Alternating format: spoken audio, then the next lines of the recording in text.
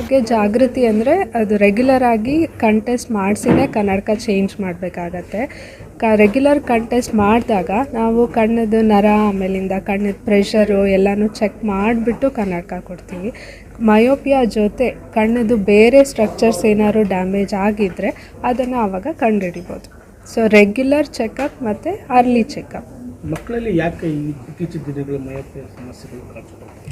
ಮಕ್ಕಳಲ್ಲಿ ತುಂಬ mobile computer ಎಲ್ಲ ಯೂಸ್ ಜಾಸ್ತಿ ಮಾಡ್ತಾ ಇರೋದ್ರಿಂದ ಅವರು ಹೊರಗಡೆ ಹೋಗಿ ಆಟ ಆಡ್ತಾನೇ ಇಲ್ಲ, ಮನೆಯಲ್ಲೇ ಕೂತ್ಕೊಂಡು ಯಾವಾಗಲೂ ಹತ್ತಿರದಿಂದನೇ ನೋಡ್ತಾ ಇರೋದ್ರಿಂದ ಮಯೋಪಿಯಾ ಕೇಸಸ್ ಜಾಸ್ತಿ ಆಗ್ತಾಯಿದೆ.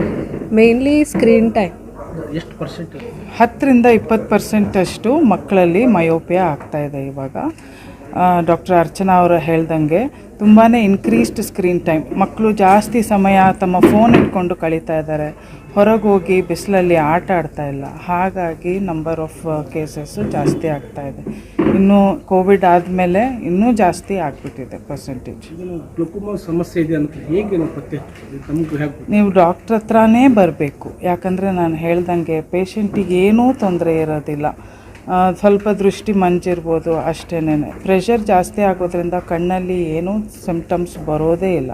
ಸೊ ನೀವು ರೆಗ್ಯುಲರ್ ಚೆಕಪ್, ಎಸ್ಪೆಷಲಿ 35-40 ಆಗ್ತಾ ಇದೆ ಅಂದರೆ ಕಡ್ಡಾಯವಾಗಿ ನೀವು ಬಂದು ಚೆಕಪ್ ಮಾಡಿಸಿ, ಕಣ್ಣಿನ ಪ್ರೆಷರ್ ಚೆಕ್ ಮಾಡಿಸಿ, ಕಣ್ಣಿನ ನರ ತಪಾಸಣೆ ಮಾಡಿಸಿದ್ರೆ ಆವಾಗ ನಾವು ನಿಮ್ಮನ್ನ ಡಿಟೆಕ್ಟ್ ಮಾಡ್ಬೋದು. ಆವಾಗ ಡಿಟೆಕ್ಟ್ ಆಗಿದ್ದು ಅದಕ್ಕೆ ಪ್ರಕಾರವಾಗಿ ಟ್ರೀಟ್ಮೆಂಟ್ ಶುರು ಆಗಿದ ತಕ್ಷಣ ಕಣ್ಣಿನ ನರ ಏನು ಉಳಿದಿದೆ ಅಲ್ಲ, ಇವಾಗ ಡ್ಯಾಮೇಜ್ ಆಗಿರೋದನ್ನಂತೂ ನಾವು ವಾಪಸ್ ತರೋದಕ್ಕಾಗಲ್ಲ. ಏನು ಉಳಿದಿದೆ ಅದನ್ನು ಅವ್ರು ಇರೋ ತನಕನೂ ಅವರಿಗೆ ಯೂಸ್ಫುಲ್ ವಿಷನ್, ಅವ್ರು ಇರೋ ತನಕನೂ ಅವ್ರಿಗೆ ದೃಷ್ಟಿ ಇರಲಿ ಅನ್ನೋ ಹಾಗೆ ನಾವು ಡ್ರಾಪ್ಸು ಇಲ್ಲ ಸರ್ಜರಿ ಇಲ್ಲ ಲೇಸರ್ ಟ್ರೀಟ್ಮೆಂಟು ಅವ್ರಿಗೆ ಪ್ರಕಾರವಾಗಿ ಅದನ್ನು ಸಜೆಸ್ಟ್ ಮಾಡಿ ಇದು ಮಾಡ್ಬೋದು. ಮಕ್ಕಳಿಗೆ ಏನಾದರೂ ಪ್ರಿಕಾಷನ್ಸ್ ಏನಾದರೂ ತಗೊಬೋದಾ ಮೇಡಮ್? ಮಕ್ಕಳಿಗೆ ಫೋನ್ ಸ್ಕ್ರೀನ್ ಟೈಮ್ ಕಮ್ಮಿ ಮಾಡಬೇಕು, ಹೊರಗಡೆ ಆಡೋಕ್ಕೆ ಹೋಗಬೇಕು. ಮಕ್ಕಳು ಬಿಸಿಲಲ್ಲಿ ಆಡಿದಷ್ಟು ಪಾಸಿಟಿವ್ ಎಫೆಕ್ಟ್ ಇದೆ ಕಣ್ಣಲ್ಲಿ. So sunlight is suppose to be very good. So ಮಕ್ಕಳು ಹೊರಗಡೆ ಆಡಬೇಕು ಆದಷ್ಟು.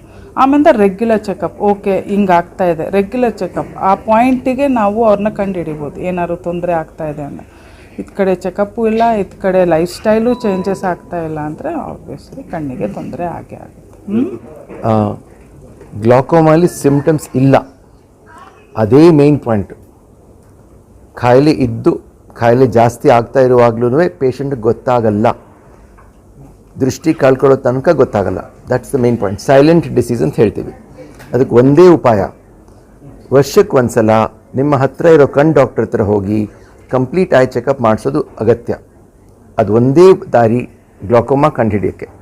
ಗ್ಲಾಕೋಮಾ ಎಷ್ಟು ಬೇಗ ಕಂಡುಹಿಡಿತೀವೋ ಅಷ್ಟು ಬೇಗ ಟ್ರೀಟ್ಮೆಂಟ್ ಶುರು ಮಾಡಿ ಆ ಡಿಸೀಸ್ನ, ಆ ಕಾಯಿಲೆನ ನಾವು ಕಂಟ್ರೋಲ್ ಮಾಡಬಹುದು. ಇದೇ ಮೇನ್ ಮೆಸೇಜ್. ನಮ್ಮ ಗೈಡ್ಲೈನ್ಸ್ ಪ್ರಕಾರ ಅಬವ್ 40 ವಯಸ್ಸಾದಮೇಲೆ ಎಲ್ಲರೂ ಐ ಚೆಕಪ್ಗೆ ಒನ್ಸ್ ಇನ್ ಇಯರ್ ಹೋಗಬೇಕು. ಗ್ಲಾಕೋಮಾಗೆ ವಿಶೇಷ ಮತ್ತು ಬೇರೆ ಕಾಯಿಲೆಗಳ ಅದರಲ್ಲಿ ಇನ್ಕ್ಲೂಡ್ ಆಗುತ್ತೆ. ಆದರೆ between 20 and 40 also we would recommend, because ಈಗಿನ ಕಾಲ ಬದಲಾಯಿಸ್ತಾ ಇದೆ, ನಮ್ಮ ಸ್ಟ್ಯಾಟಿಸ್ಟಿಕ್ಸ್ ಎಲ್ಲ ಸ್ವಲ್ಪ ಹಳೇದಾಗಿದೆ. ಸೊ ಸೇಫ್ಟಿ ಇರುವಾಗ for the purpose of eye safety, all adults we would recommend an annual checkup. ಬುಕ್ಸಿಂದ ರೇಡಿಯೇಷನ್ ಬರೋಲ್ಲ, ಬರೀ ನಿಮಗೆ ಜ್ಞಾನ ಬರುತ್ತೆ. ಓಕೆ, ಹೇಳೋದು ಸುಲಭ.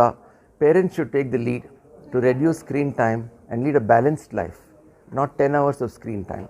That would be the request, prayer and hope. ಜಾಸ್ತಿ ಆದರೂ ಅವ್ರಿಗೆ ಏನು ಸಿಂಪ್ಟಮ್ಸ್ ಇರೋದಿಲ್ಲ. ಅವರು ಕಣ್ಣು ಗುಡ್ಡೆ ಹಾಗೆ ಐ ಬಾಲ್ ಅಂತ, ಆ ಬಾಲ್ ಪಾರ್ಟಲ್ಲಿ ಫ್ಲೂಯಿಡ್ ಮೇಡಮ್ ಹೇಳಿದ ಥರ ಸೀಪ್ ಆಗ್ತಾ ಇರುತ್ತೆ. ಇನ್ಪುಟ್ ಆ್ಯಂಡ್ ಔಟ್ಫ್ಲೋ, ಇನ್ಪುಟ್ ಔಟ್ಫ್ಲೋಲಿ ಬ್ಯಾಲೆನ್ಸ್ ಇರಲೇಬೇಕು. ಡಾಕ್ಟರ್, ಈಗ ಕಣ್ಣಿನ ಒತ್ತಡ ಅಂದರೆ ಅರ್ಥ ಏನು? ತುಂಬ ಜಾಸ್ತಿ ಆದರೂ ಅವ್ರಿಗೆ ಏನು ಸಿಂಪ್ಟಮ್ಸ್ ಇರೋದಿಲ್ಲ. ಅವರು ಡಾಕ್ಟರ್, ಈಗ ಕಣ್ಣಿನ ಒತ್ತಡ ಅಂದರೆ ಅರ್ಥ ಏನು?